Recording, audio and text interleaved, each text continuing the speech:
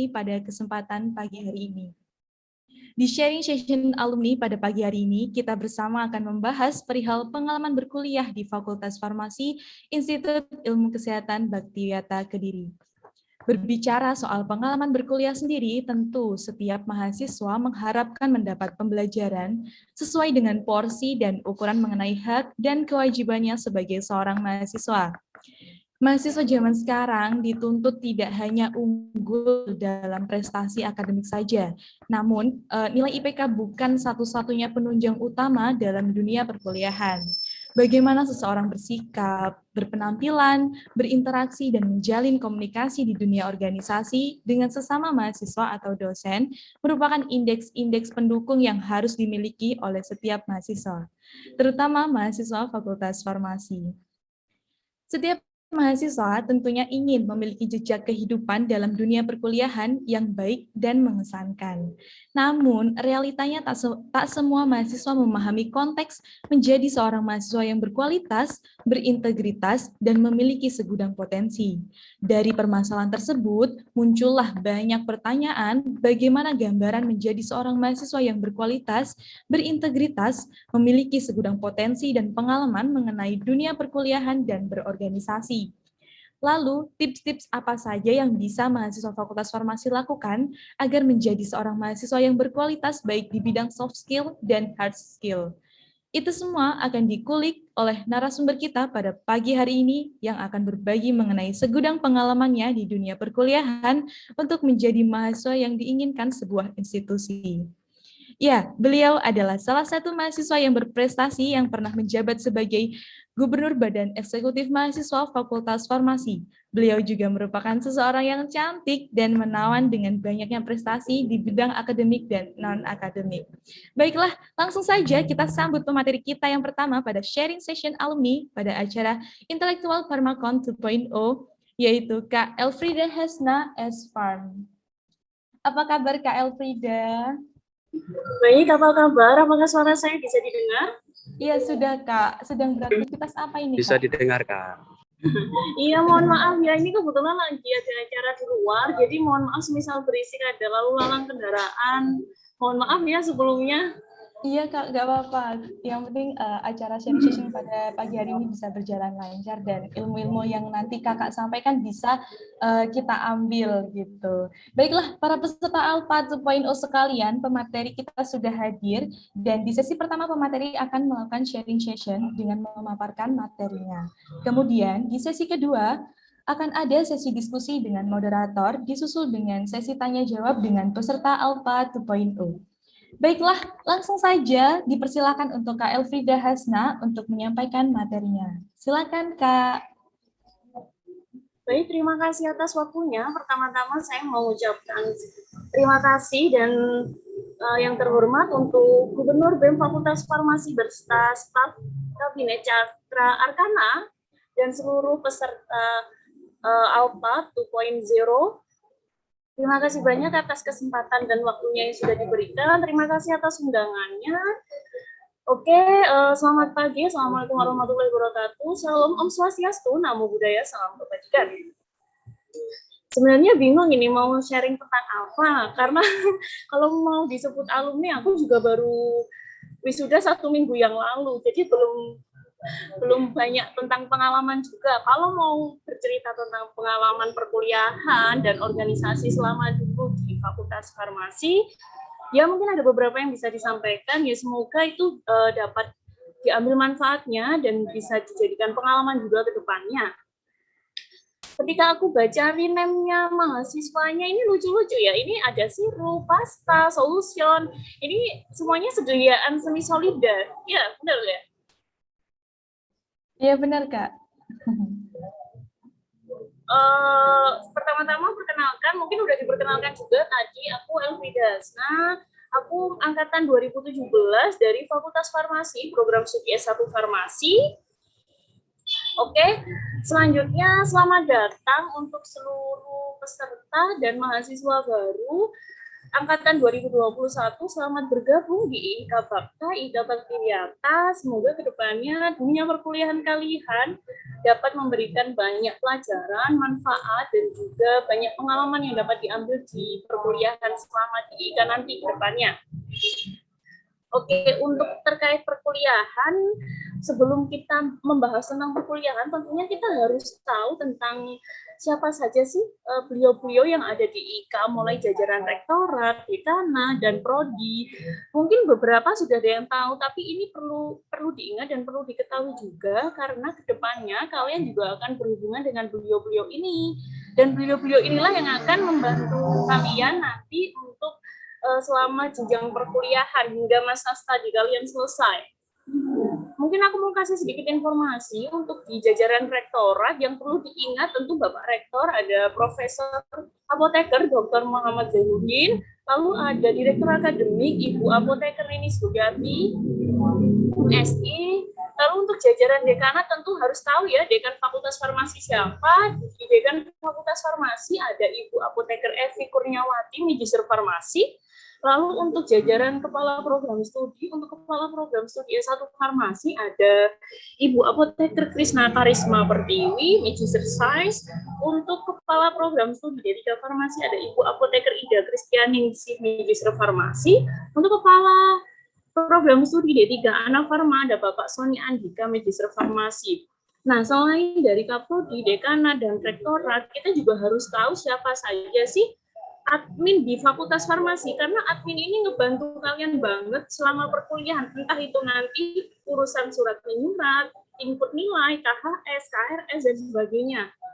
Untuk admin Fakultas Farmasi tentu ada Ibu Tari, Ibu Waris, Ibu Ulin, Ibu Rina ya.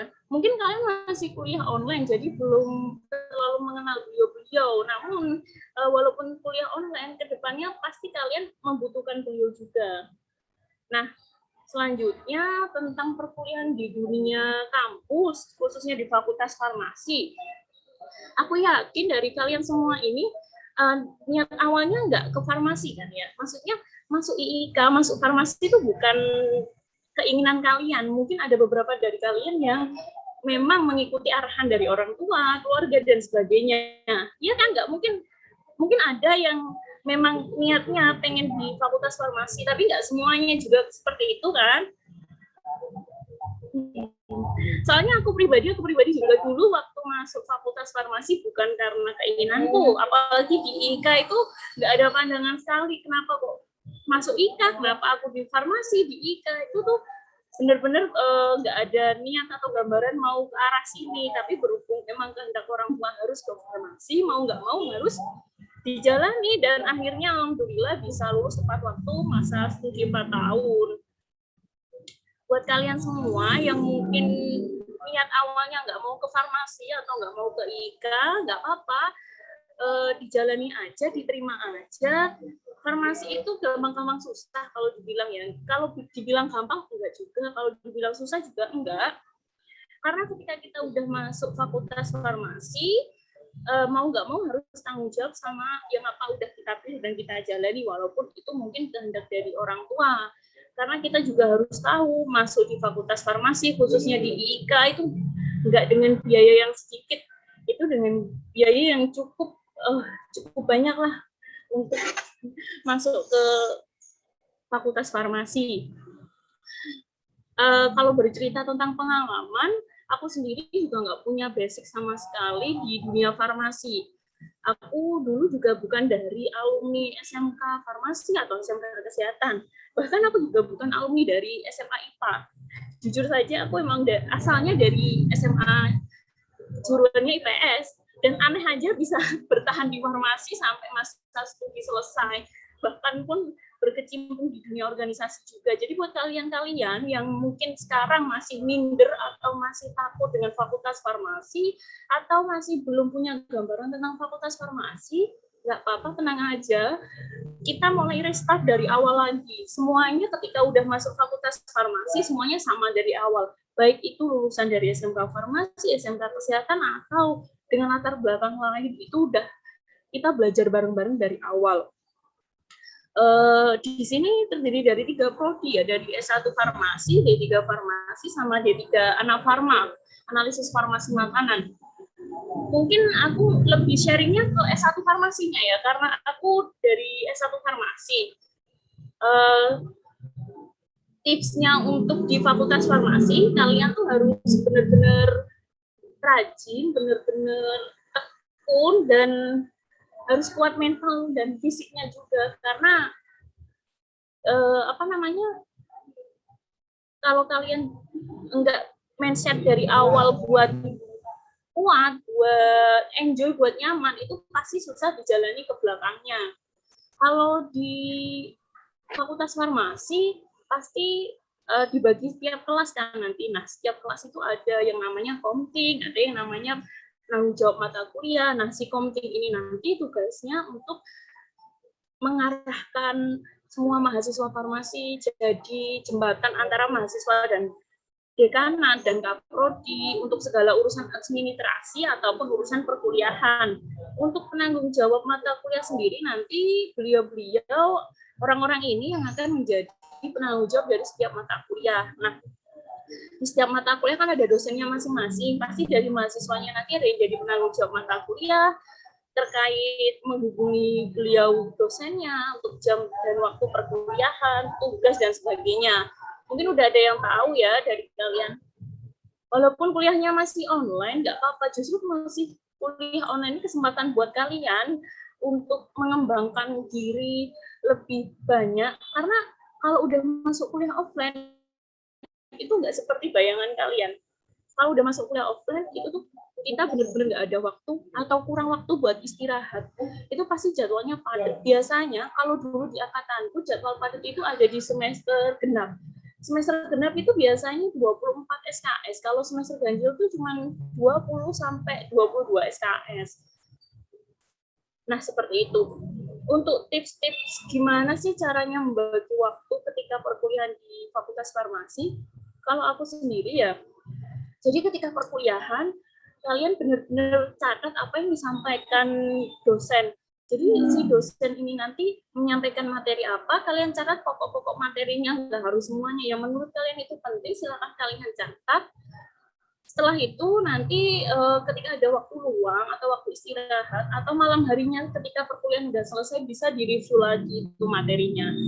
Nah, semisal ada tugas nih, entah itu tugasnya berbentuk PPT ataupun makalah atau sebagainya, usahakan jangan mepet deadline pengumpulan, karena itu nanti pasti kalian udah kerjakannya nggak perfect gitu. Jadi semisal ada tugas, kalian bisa tuh cari dulu ini tugasnya tentang apa, siapkan dulu materinya, kalian buat timeline, buat deadline untuk diri sendiri. Jadi di timeline itu kalian tulis, oh ini tugas dikumpulkan hari ini jam segini, pukul ini, tugasnya tentang ini, materinya tentang ini dan itu. Kalian catat, kalian cari materinya. Nah, dari situ bisa dicicil, dikerjakan perlahan-lahan kayak gitu sih. Nggak banyak sih bisa dibagikan. Aku sebenarnya bingung juga mau nyampein apa atau ngomong apa tentang sharing perkuliahan. Ya, soalnya dunia perkuliahan setiap individu itu pasti beda ya. Kayak apa yang aku sampaikan sekarang belum tentu itu terjadi di kalian kayak gitu. Jadi bingung juga sebenarnya. Pokoknya yang penting kalau kuliah di farmasi itu jangan telat makan, selalu jaga kesehatan. Karena biasanya kalau kalian absen dari satu kelas, nanti cari penggantinya itu agak-agak gampang-gampang susah. Kayak gitu. Apalagi kalau udah perkuliahan offline ya, itu pasti ribet. Kalau masih online, nggak apa-apa sih, nyantai, mudah aja. Kalian online bisa disambi-sambi. Tapi kalau udah offline, nggak bisa kayak gitu. Terus untuk masalah etika ya, etika pertama aku pengen bahas etika untuk menghubungi dosen. Penting banget, ini harus diperhatikan karena ini sering banget terjadi kesalahan atau terjadi salah paham ketika menghubungi dosen. Jadi etikanya ketika kalian menghubungi dosen, hubungi beliau di jam kerja. Jam kerja pukul berapa? Di jam 8 sampai jam 3 sore. Selain itu, ketika menghubungi beliau, gunakan bahasa yang baik dan sopan.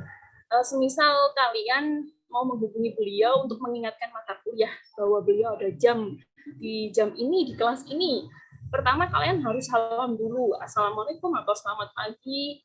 Mohon maaf Ibu atau Bapak, sebutkan nama kalian. Saya, misal Elvida Hasna dari mahasiswi S1 Farmasi, angkatan berapa, disebutkan angkatan 2017.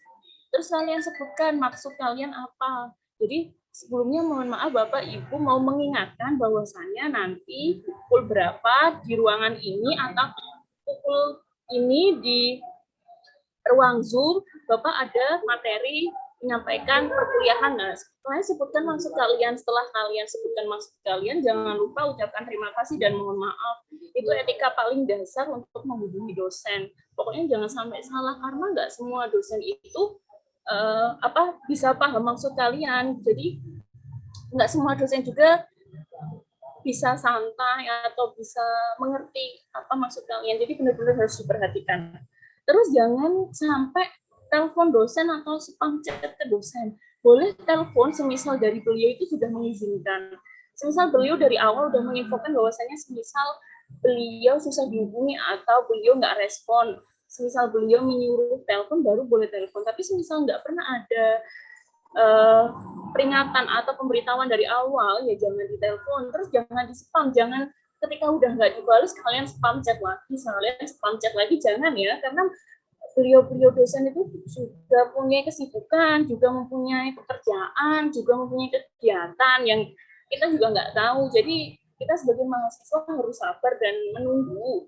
Jadi semisal sehari kalian udah chat beliau, ternyata kalian chat pagi nih jam 8, terus jam 10 belum dibalas, ditunggu dulu, terus jam 2 belum dibalas, ditunggu dulu, nanti ketika jam 3 atau jam akhir kerja, kalian chat lagi, nggak apa-apa. Pokoknya jangan terlalu di spam. Takutnya nanti kalian juga di-block juga sama si dosen ini ya. Biasanya seperti itu kejadiannya, kebanyakan sih ya, itu pengalaman aku kuliah kayak gitu. Terus untuk masalah etika dalam berbicara juga, siapapun yang kalian temui, entah itu dosen, entah itu dosennya rektorat, dekanat, dosen siapapun, bahkan bukan dosen farmasi, tetap sapa beliau, ucapkan salam ke beliau. Begitupun juga ketika kalian ketemu kakak tingkat, ya ketemu kakak-kakak punya ini nanti di luar, jangan lupa kalian ingatnya pas ada acara ini aja, pas acara-acara dengan BEM aja kalian ingat, jangan ketika di luar kalian ketemu ya tetap sapa, tetap saling tegur sapa kayak gitu. Terus untuk ketika berpakaian, berhubung kalian masih kuliah online belum offline ya, mungkin ini bisa diterapkan nanti ketika udah kuliah offline, pakai pakaian yang sopan, jangan pakai celana jeans baik perempuan atau laki-laki, karena di IDIKA itu kurang berkenan jika mahasiswanya menggunakan celana jeans. Gunakan celana berbahan kain dan kemeja atau baju yang sekiranya sopan dan nyaman kalian pakai sih, kayak gitu aja. Biasanya kenapa nggak boleh pakai celana jeans? Kenapa kok kurang sopan dan sebagainya? Apalagi kita mahasiswa farmasi, kalau semisal kita ada kegiatan praktikum atau ada kegiatan di lab, ketika kita pakai celana jeans, ada kejadian yang nggak kita inginkan, misal reagen atau zat kimia tumpah ke baju kita atau ke celana kita, itu ketika celana jeans penyelamatannya itu agak susah karena juga tebel, juga ya susah kayak gitu, nanti malah jadi hal yang nggak diinginkan kayak gitu sih. Terus untuk apa lagi ya kalau sharing seputar perkuliahan, ya semoga kalian sendirilah nanti merasakan dunia perkuliahan, karena kalau aku ngomong panjang lebar juga takutnya keadaan yang aku alami selama perkuliahan dulu sama nanti kalian juga pasti berbeda. Apalagi kalian masih online, kalau aku dulu kan udah offline ya. Itu sih. Terus misal kalian kuliah online juga dijaga tutur katanya, etikanya di ruang chat, di grup chat maupun di Telegram, WhatsApp ataupun Zoom ataupun Google Classroom. Pokoknya dimanapun itu nanti platform perkuliahan kalian dijaga etikanya dalam berbahasa, waktunya juga, seperti itu sih. Pokoknya semangat, semoga kedepannya nanti kalian bisa kuliah, masa perkuliahan kalian selesai 4 tahun studi untuk S1 farmasi 3 tahun untuk jadi anak farma dan D3 farmasi selesai tepat waktu semua. Karena kalian udah masuk bersama-sama, pasti inginnya keluarnya juga bareng-barengan. Semoga ya seperti.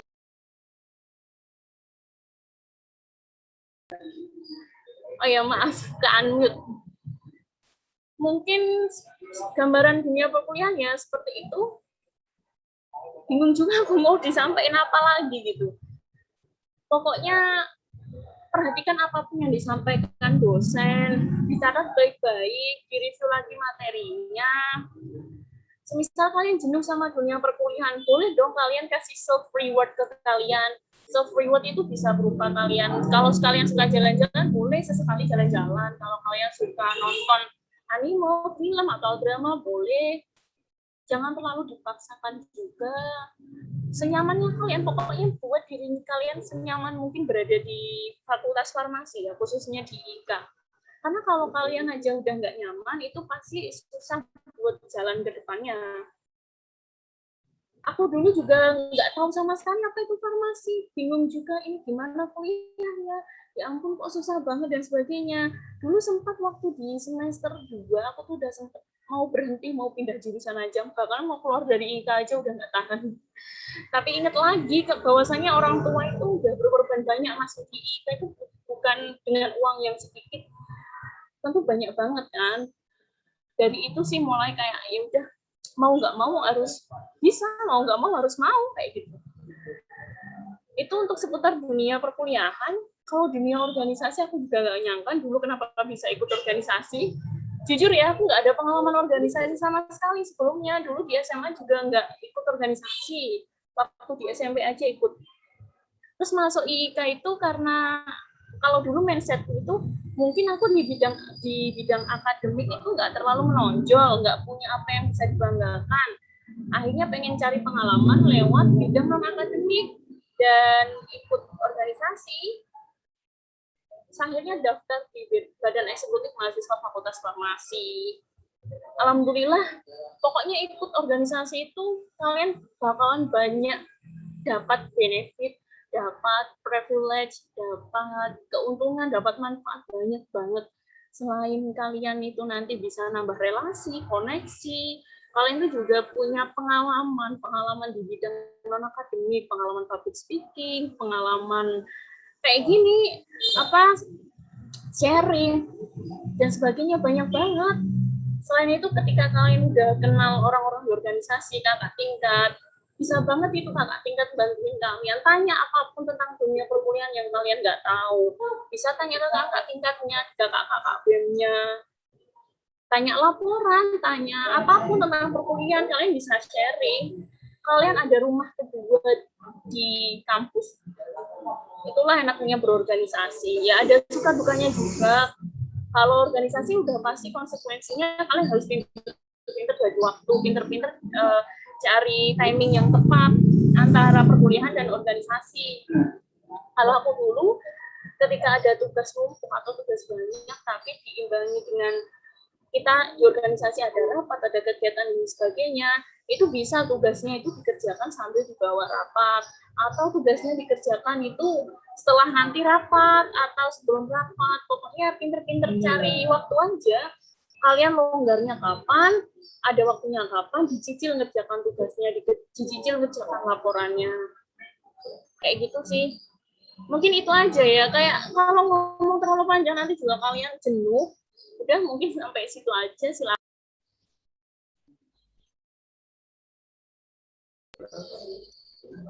Udah ya, mungkin sampai situ aja. Aku kembalikan ke moderator. Terima kasih banyak. Baik, terima kasih banyak untuk Kak Elfrida atas materi yang telah disampaikan. Cukup singkat, tapi sebenarnya berbobot apa-apa aja yang udah disampaikan sama Kak Elfrida. Nah, sebelum masuk ke sesi selanjutnya, aku sendiri mau tanya-tanya Kak, sebenarnya seberapa pentingkah kegiatan berorganisasi di tengah-tengah perkuliahan yang super sibuk yang udah Kak Elfrida sampaikan tadi, mulai dari kegiatan praktikum, organisasi, ngerjain tugas sampai nggak ada waktu buat istirahat gitu.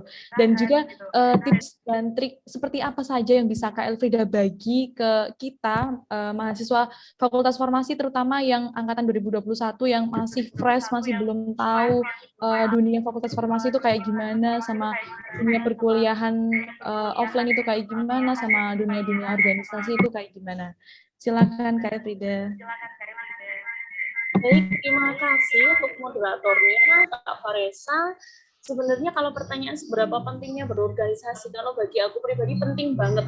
Oh ya, aku lupa nyampein bahwasanya kalian itu sebelum lulus, nanti sebelum persyaratan yudisium untuk menuju wisuda, kalian harus mengumpulkan yang namanya SKP, Sistem Credit Point.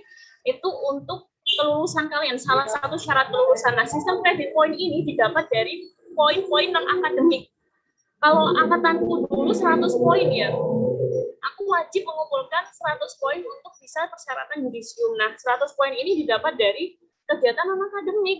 Jadi kalau kalian ikut organisasi, kalian jadi panitia kegiatan ini, itu banyak banget kan benefitnya. Kalian nggak perlu repot-repot ikut seminar. Soalnya kan biasanya seminar farmasi itu kan berbayar. Nah, kalau berbayar itu kan nggak hanya 100-200. Seminar farmasi itu kategori mahal ya. Jadi daripada kalian mengeluarkan uang berlebih untuk dapat poin, mending kalian ikut organisasi. Kalau kalian ikut organisasi, udah pasti kalian punya celengan poin non akademik kalian. Dari kegiatan ini, dari panitia ini, kalian dapat poin, jadi peserta ini kalian dapat poin, dan sebagainya. Penting banget sih menurutku. Selain itu, ketika ikut organisasi, kalian pasti satu langkah lebih dekat dengan orang-orang di rektorat, dekanat, bahkan prodi. Kalian pasti lebih dekat dengan dosen-dosen tersebut, dengan beliau-beliau tersebut. Jadi ketika kalian udah dekat dengan dosen itu nyaman banget, kuliah itu enak banget, kayak kalian tuh punya orang tua yang bener-bener dekat sama kalian. Kalian itu jadi kayak kalau komunikasi itu lebih gampang, lebih nggak canggung. Itu sih benefitnya. Selain itu nanti ketika ada kegiatan apapun di kampus, ketika kalian anak organisasi, pasti kalian dilibatkan, entah itu disnatalis, entah itu kegiatan seminar dari institut atau seminar dari farmasi, pasti kalian akan jadi panitianya. Senang dong kalian jadi panitia di event-event besarnya kampus. Kalian bisa kenal sama para pemateri-pemateri, bisa kenal sama dosen-dosen, bisa kenal sama orang-orang baru, punya koneksi, punya relasi baru. Itu tuh seru banget. Kalian bisa mengenal nggak hanya dari lingkup teman seprodi kalian, tapi fakultas lain, bahkan kampus lain juga. Itu tuh seru banget sih menurutku, karena aku orang organisasi ya dulunya. Menurutku seru. Kalau masalah bagi waktu ya, jujur kalau di farmasi itu, kalau kita tanya kapan waktu istirahatnya, itu tuh sangat-sangat minim sekali. Mungkin kalau semester 1-2 masih jadwal perkuliahannya belum terlalu padat, tapi ketika kalian udah masuk semester 4 ke atas, itu tuh udah padat dari pagi sampai sore, dari pagi sampai malam bahkan. Emang susah untuk bagi waktu ketika kalian ikut organisasi, tapi kalau kalian suka organisasi, kalian nyaman berorganisasi, pasti gimana pun caranya kalian pasti bisa bagi waktunya. Silahkan daftar dan ikut organisasi yang ada di kampus IIK, khususnya Fakultas Farmasi, kalian dari mahasiswa Fakultas Farmasi kan, jadi harus jadi pelapor untuk kegiatan non-akademiknya Fakultas Farmasi, gabung jadi bagian Badan Eksekutif Mahasiswa Fakultas Farmasi, atau Hima Prodi juga boleh, terserah, atau mau di BEM Institut juga boleh, mau gabung di UKM juga boleh, nggak ada paksaan sih. Kalau aku pribadi, nggak pengen kalian itu daftar organisasi karena pengen punya nama atau pengen punya dikenal di IIK atau di fakultasnya. Daftar organisasi karena kalian pengen, karena kalian nyaman, karena kalian mau. Kayak gitu sih.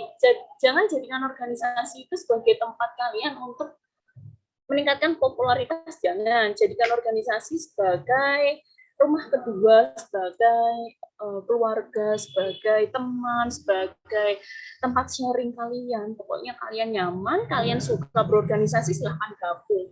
masalah pembagian waktu antara perkuliahan dan organisasi itu ya tergantung pribadi kalian masing-masing. Yang kayak aku bilang, semisal selesai perkuliahan, kalian harus bikin timeline atau deadline untuk diri kalian sendiri, harus bikin penyemangat, harus bikin hal yang bisa bikin kalian maju. Jadi bikin timeline, hari ini jadwal perkuliahannya ini, terus ada tugas harus dikumpulkan hari ini, tapi di hari ini ada rapat organisasi ini. Nah, kalau kalian bikin timeline, waktu kalian untuk mengerjakan antara dunia perkuliahan sama organisasi itu pasti teratur. Itu sih jawabanku. Baik, terima kasih untuk jawabannya Kak Elfrida atas pertanyaan yang saya sampaikan tadi. Baiklah, langsung saja kita masuk ke sesi yang kedua, yaitu sesi diskusi dengan moderator. Sebelumnya saya penasaran Kak Elfrida. Jadi Kak Elfrida dulu kan gubernur di Badan Eksekutif Mahasiswa Fakultas Farmasi atau BEM Fakultas Farmasi. Kayak keren gitu seorang perempuan tapi bisa jadi pemimpin di BEM Fakultas Farmasi. Kayak suatu pencapaian yang sangat wow banget gitu sebagai perempuan bisa memimpin suatu organisasi yang lumayan besar gitu. Nah, bisa diceritakan Kak mungkin perjalanannya selama menjabat, kok bisa sampai menjabat jadi gubernur gitu. Dan juga apa yang bisa Kakak bagi, terutama bagi kami yang nantinya akan menjadi penerus atau pemimpin dari BEM Fakultas Farmasi itu sendiri. Terima kasih atas pertanyaannya ya. Kalau ditanya gimana sampai bisa di tahap atau di titik bisa jadi gubernur dan sebagainya, kadang aku mau nyampein ini antara malu dan bingung juga gimana. Untuk di Badan Eksekutif Mahasiswa Fakultas Farmasi untuk gubernur yang cewek ya, itu ada 2 periode. Periode sebelumku ada Kak Ayun. Kak Ayun itu dulu juga gubernur BEM Fakultas Farmasi, cewek juga, lalu ada aku, terus bawahku ada Juan, terus setelah Juan sekarang ada Yesa ya. Aku juga nggak tahu kenapa bisa sampai titik ini. Dulu ikut organisasi karena pengen nyoba hal baru dan pengen ngembangkan keahlian di non-akademik, walaupun sebelumnya nggak ada pengalaman sama sekali. Masuk BEM Fakultas Farmasi 2017, semester 2, bukan semester 1 ya, semester 2 baru masuk gabung ke BEM. Awal gabung di BEM itu aku jadi divisi Kominfo, Komunikasi dan Informasi. Lalu di tahun selanjutnya jadi bendara Badan Eksekutif Mahasiswa, lalu jadi gubernur Badan Eksekutif Mahasiswa Fakultas Farmasi. Untuk sistem pemilihan gubernur sendiri itu sebenarnya terbuka ya sistemnya lewat beberapa seleksi. Jadi ada yang namanya pemilihan internal. Jadi nanti dari periode sebelumnya, dari yang menjabat sebelumnya itu memilih beberapa kandidat. Nah, kandidat-kandidat ini nanti akan diseleksi lewat debat terbuka calon gubernur. Ada debat terbuka yang dihadiri oleh dekanat dan ketua-ketua dari organisasi lain. Setelah debat terbuka ada pemilihan secara terbuka voting lewat OASIS. Kalian udah tahu OASIS kan ya, sistem akademiknya IIK. Lewat OASIS nanti ada pemilihan secara terbuka yang milih dari mahasiswa Fakultas Farmasi, baik dari tingkat 1 sampai tingkat 4. Seperti itulah nanti prosesnya untuk jalan menuju pemilihan gubernur. Aku juga nggak tahu kenapa bisa terpilih dan akhirnya sampai menjabat, juga nggak nyangka juga ya. Kayak masih, masa aku gitulah intinya. Ya alhamdulillah bersyukur akibat lewat Badan Eksekutif Mahasiswa Fakultas Farmasi ini aku bisa punya banyak pengalaman, punya banyak relasi, punya banyak koneksi juga, punya banyak segudang hal menarik. Kalau mau diungkapkan, diceritakan itu nggak bisa, udah terlalu banyak yang didapat dari organisasi. Pokoknya feedback-nya, privilege-nya itu banyak banget lah. Salah satunya juga gara-gara aku ikut organisasi, aku tuh jadi punya apa ya, kayak rasa percaya diri gitu. Dulu tuh aku nggak percaya diri sama sekali, bahkan kemampuan untuk public speaking juga nggak ada sama sekali. Awal masuk perkuliahan aku cuma duduk diem dan duduk di belakang banget, nggak kenal sana sini, nggak punya temen. Gara-gara ikut organisasi aku jadi punya banyak temen, jadi lebih percaya diri, bahkan kemampuan public speaking-nya juga meningkat. Itulah benefitnya. Jadi kalian yang merasa nggak percaya diri, coba deh ikut organisasi, pasti kalian jadi lebih percaya diri dan lebih keren. Kalian tuh bakalan tahu potensi diri kalian. Bisa menggali banyak hal dari diri kalian lewat organisasi. Seperti itu. Terima kasih ya. Sama-sama Kak Elfrida. Kayaknya Kak Elfrida ini orangnya rendah hati sekali dari tadi kayak mengatakan kalau nggak nyangka terus kalau jadi apa gubernur. Padahal kalau dari saya lihat sendiri ya Kak Elfrida, public speaking-nya Kak Elfrida itu wah top sekali. Kayak lancar sekali gitu loh, percaya dirinya juga bagus banget gitu berbicara sama teman-teman yang ada di room Zoom ini. Oke, saya ada pertanyaan yang terakhir nih Kak Elfrida sebelum ke sesi selanjutnya. Sebenarnya motivasi apa saja yang bisa Kak Elfrida bagi kita calon-calon penerus Fakultas Farmasi, terutama kaum perempuan agar tidak mudah merasa minder dan merasa kehilangan kesempatan menjadi seorang gubernur. Kan kayak dipandangnya cewek gitu jadi pemimpin kayak gimana gitu, kayak kita minder sendiri gitu loh Kak. Nah gitu. Kalau motivasi buat yang cewek-cewek ini, yang mungkin kedepannya pengen join untuk gabung ke BEM Fakultas Farmasi, atau BEM Institut, atau Dewan Perwakilan Mahasiswa, atau Hima Prodi, pengen jadi pemimpin, pengen jadi leadership, kalau aku nggak banyak motivasi ya, pokoknya percaya sama apa yang kalian lakukan, percaya sama diri sendiri, jadi versi terbaik dari diri kalian. Jangan pernah dengarkan orang-orang yang membuat kalian itu semakin mundur. Dengarkan orang-orang yang memberi kalian semangat, memberi kalian doa. Nggak perlu kita mendengarkan orang-orang yang nggak suka sama kita. Cukup dengarkan apa yang kita mau dengar aja. Maksudnya bukan berarti kalian nggak boleh terima masukan dari orang lain, bukan. Cuman saring masukan atau terima masukan dari orang lain yang masukan itu membangun diri kalian, membangun kalian jadi lebih baik, lebih percaya, lebih bisa lebih baik dari yang sekarang.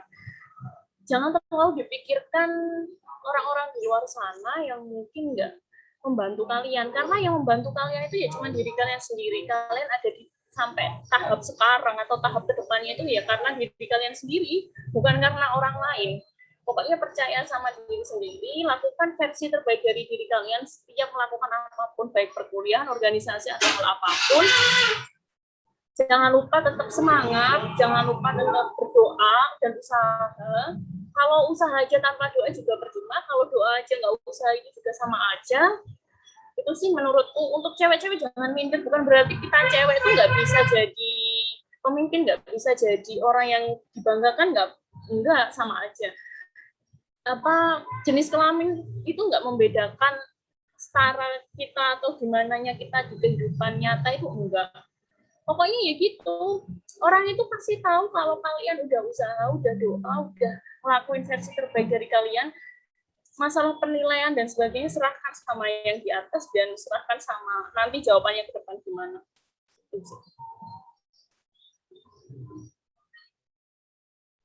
Oh, jawaban yang sangat di luar ekspektasi sekali. Kak Elfrida ini memang pantas ya jika dulunya pernah menjabat sebagai Gubernur BEM Fakultas Farmasi. Sangat inovatif sekali dan bisa nih diterapkan untuk teman-teman semuanya, terutama kaum-kaum hawa yang punya potensi lebih dan keinginan kuat untuk memimpin BEM Fakultas Farmasi tahun depan. Baiklah, kita langsung saja ke sesi berikutnya, Kak Elfrida, yaitu sesi tanya jawab dari peserta. Dalam sesi tanya jawab ini, saya persilakan untuk dua penanya menyampaikan pertanyaannya dengan mengaktifkan fitur raise hand terlebih dahulu. Oke, di sini langsung masuk dari Injeksi Hardiana Bakti, S1 Farmasi. Silakan disampaikan pertanyaannya, Hardiana. Terima kasih, Kak Faresa. Pertama-tama, Assalamualaikum warahmatullahi wabarakatuh. Selamat siang, Kak Elfrida. Pertanyaannya sebenarnya sedikit mirip sama apa yang ditanyakan sama Kak Faresa tadi, tapi ini motivasi apa yang Kakak dapatkan atau mungkin ada orang di belakang Kakak yang mendorong Kakak untuk masuk atau ikut berorganisasi, karena mungkin kan jika ada yang kurang percaya diri itu biasanya malah lebih tidak ingin berorganisasi gitu, Kak. Terima kasih. Wah, keren sekali ya pertanyaannya. Terima kasih buat Hardiana, salam kenal. Siapa orang yang memotivasi sampai akhirnya aku ikut organisasi? Sebenarnya orang yang paling memotivasi aku itu ibuku sendiri. Karena ibu ibuku itu pernah bilang ke aku gini waktu di masa awal perkuliahan. Mungkin kamu nggak menonjol di bidang akademik, mungkin kamu kalah di bidang akademik dengan teman-temanmu yang lain, karena aku nggak punya latar belakang sama sekali di dunia farmasi. Terus ibuku bilang gini, tapi kamu bisa mencoba di bidang non akademik, karena semuanya di bidang non akademik ketika udah masuk awal perkuliahan itu hal yang baru. Siapa tahu lewat bidang non akademik kamu bisa lebih dikenal, kamu bisa lebih percaya diri, kamu bisa lebih punya banyak pengalaman, dan kamu bisa lebih menunjukkan bahwa kamu itu bisa membawa dampak baik untuk universitas ataupun untuk fakultas. Itu yang ibuku sampaikan ketika aku awal masuk perkuliahan. Terus ada juga salah satu dari kakak tingkat ya, Mbak Ayun khususnya, sebelum aku masuk BEM, itu juga Mbak Ayun pernah ngomong ke aku kalau nggak apa-apa El, coba aja masuk BEM. Nggak ada yang menakutkan dari organisasi. Organisasi itu nggak semenakutkan yang kamu kira. Coba aja. Kamu pasti punya hal yang belum kamu tonjolkan, yang belum kamu keluarkan dari diri sendiri. Mungkin bisa keluar lewat organisasi. Itulah kenapa alasan terbesar aku ikut organisasi. Ternyata benar ketika ikut organisasi manfaatnya luar biasa banget. Terutama kenal dosen ya. Organisasi itu juga membawa perjalanan aku sampai akhirnya di tahap skripsi, di tahap lulus wisuda kemarin. Itu manfaat dari organisasi semua. Karena ketika di organisasi aku kenal dosen ini ya, akhirnya si dosen ini jadi pembimbingku skripsi juga. Ketika aku di organisasi dulu waktu masa skripsi itu juga banyak yang kayak nanyain gimana, pengen ke bidang apa, itu dosen-dosen loh yang nanyain. Jadi itu kayak benefit yang luar biasa banget sampai dikenal, dan akhirnya aku bisa sampai di tahap ini ya karena organisasi. Itulah. Terima kasih, mungkin jawaban yang bisa disampaikan seperti itu ya. Mohon maaf kalau kurang gimana atau kurang berkesan. Terima kasih sebelumnya. Ya, terima kasih banyak Kak, sangat berkesan dan sosok Ibu memang sangat membantu kita untuk maju. Terima kasih. Baik, terima kasih Hardiana Bakti atas pertanyaannya dan juga jawabannya Kak Elvida. Tadi di sini masuk atas nama siapa ya? Saya lupa. Mungkin bisa mengaktifkan Fituration lagi.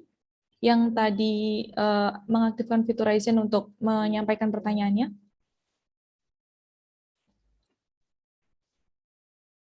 Oke, di sini sudah masuk dari Aerosolum, Adinda Asya Putri Mahardika. Silakan menyampaikan pertanyaannya, Adinda. Oke, terima kasih Kak atas waktunya. Sebelumnya saya izin bertanya untuk Kak Elvina, kira-kira apa yang perlu kita persiapkan atau tips yang perlu kita kembangkan untuk semisal kita mau masuk ke organisasi seperti BEM Fakultas. Terima kasih, mohon maaf sebelumnya. Terima kasih atas pertanyaan Dinda. Salam kenal buat Dinda. Aku lihat ini peserta atau mahasiswa angkatan 2021 aktif banget ya, beda sama zamanku dulu. Keren semuanya. Apa aja yang perlu kita siapkan untuk kita bisa gabung organisasi ya. Sebenarnya nggak perlu persiapan apa-apa, karena kita masuk organisasi itu nggak perlu persiapan banyak hal. Dan dari organisasi nanti pasti diajarin banyak hal. Kita nggak perlu mempersiapkan banyak hal, tapi pasti diajari banyak hal. Aku dulu tuh juga nggak punya keahlian apa-apa ya. Jadi buat kalian yang nggak punya keahlian atau nggak punya persiapan buat masuk organisasi, masuk aja, ikut aja, daftar aja organisasi dengan percaya diri.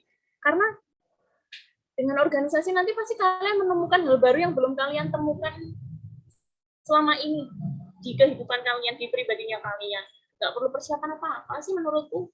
Mungkin persiapan yang buat masuk nanti ya perkuliahan, nah itu yang perlu disiapkan, mulai ya buku-bukunya, materi-materinya, tanya-tanya ke kakak tingkat apa aja sih mata kuliah ini nanti diajarkan tentang apa aja sih, dosennya siapa, itu sekalian sharing ke kakak tingkat, karena itu membantu banget. Kalau masuk organisasi nggak ada persiapan khusus, semua orang di mata organisasi itu sama, semuanya mulai dari nol, dari awal lagi.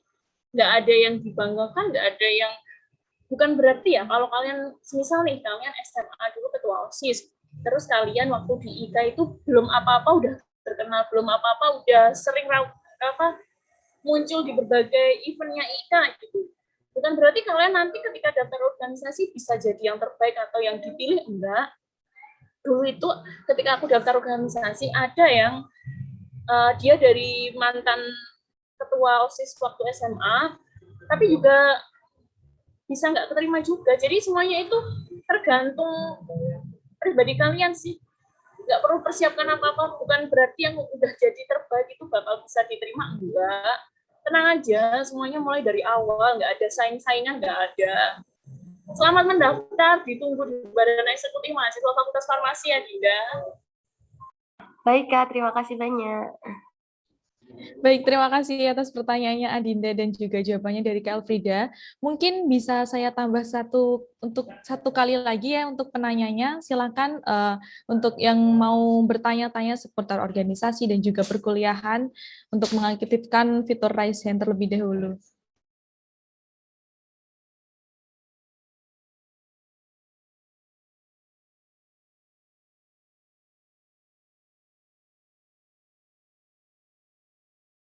Oke, mungkin kalau udah masuk ini Kak dari Kapsul Muhammad Sultanuddin. Silakan untuk Sultanuddin mengaktifkan audionya dan menyampaikan pertanyaannya. Baik, nama saya Muhammad Sultanuddin dari Prodi S1 Farmasi. Saya mau bertanya kepada Kak Elfrida ya. Itu gimana sih cara kita untuk mengimbangi, kan kita kan anak kuliah itu juga harus kuliah kan kita itu bagaimana mengimbangi organisasi dengan pembelajaran kuliah itu bagaimana? Terima kasih.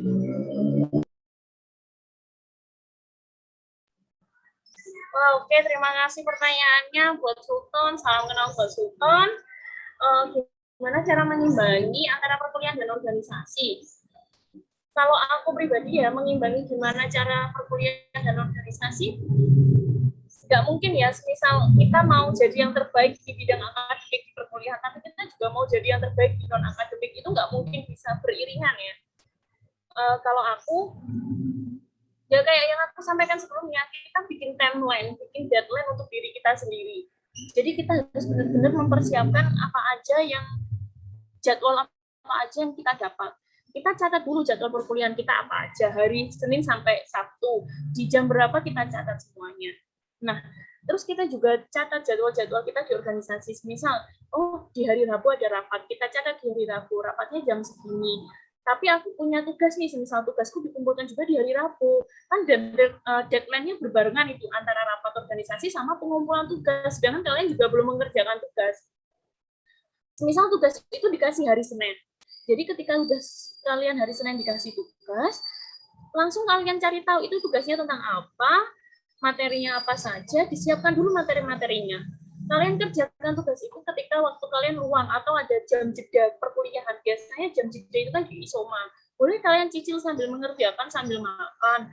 Atau enggak nanti ketika udah selesai perkuliahan, kalian cicil.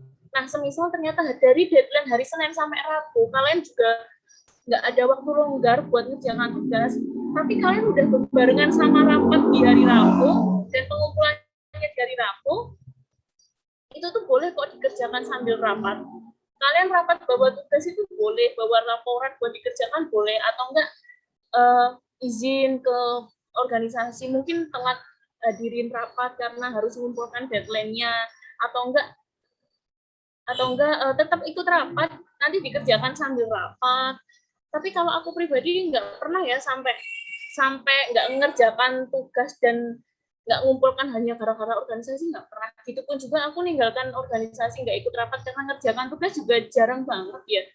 Pokoknya benar-benar bikin timeline, bikin deadline, cari waktu luang, ketika ada waktu luang disambi buat kerjakan tugas. Tapi tetap jangan lupa makan ya, karena kalau kalian sakit nanti juga malah jadi ribet kayak gitu.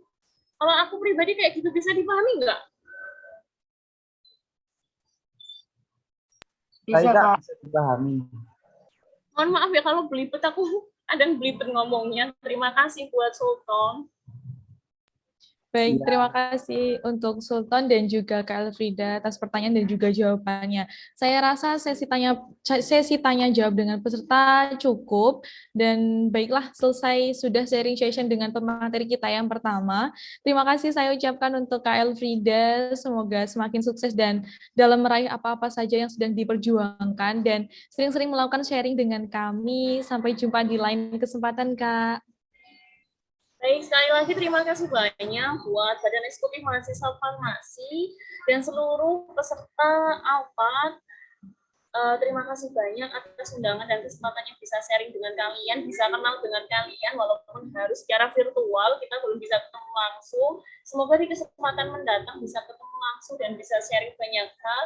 Mohon maaf apabila selama aku sharing ada hal-hal yang tidak berkenan, baik secara perbuatan atau perkataan yang kurang bisa diterima, mohon maaf. Sekali lagi terima kasih dan selamat datang buat kalian